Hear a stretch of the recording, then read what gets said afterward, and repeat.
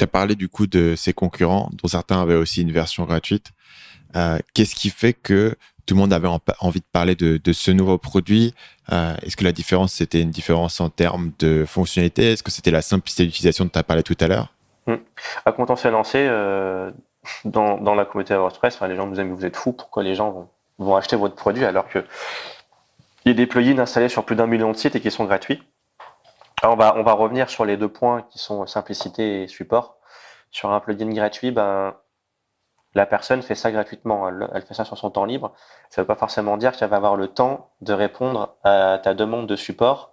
Donc déjà l'un des inconvénients, alors je peux pas dire tous, parce que certains ont des communautés qui sont derrière, mais déjà le support est forcément moins bien assuré que sur un plugin premium où nous on a 9 personnes dédiées sur le support de requêtes, donc on est forcément plus apte à répondre aux problématiques de nos clients.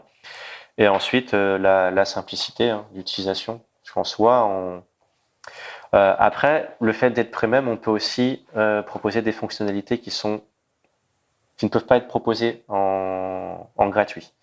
Par exemple, on a une fonctionnalité qui permet sans trop rentrer dans le détail, mais de générer le critical CSS. Ça nécessite d'avoir des serveurs à côté. Et les serveurs ont un coût. Et du coup, le proposer en gratuit sur un produit qui est utilisé sur 1 million de sites, ça va générer un coût qui est que de la perte. Et du coup, vu que nous, les personnes payent, ça nous permet d'allouer du budget sur ce genre de service-là qui du coup est inédit et pas possible de proposer sur des produits pas possible. C'est toujours possible, mais qui engendrerait un coût et qui devrait avoir une réflexion au niveau du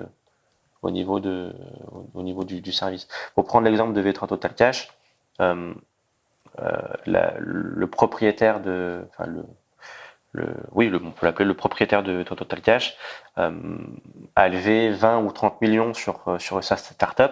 C'est légitime qu'il souhaite passer du temps sur sa startup qui a levé 30 millions que sur un produit qui lui rapporte rien du tout, quoi. Parce que c'est un truc que lui, il a fait en mode open source, je le mets, je le balance. Et après, il a utilisé cette crédibilité pour monter des startups et lever des sous, c'est ça? Aucune idée. Ok.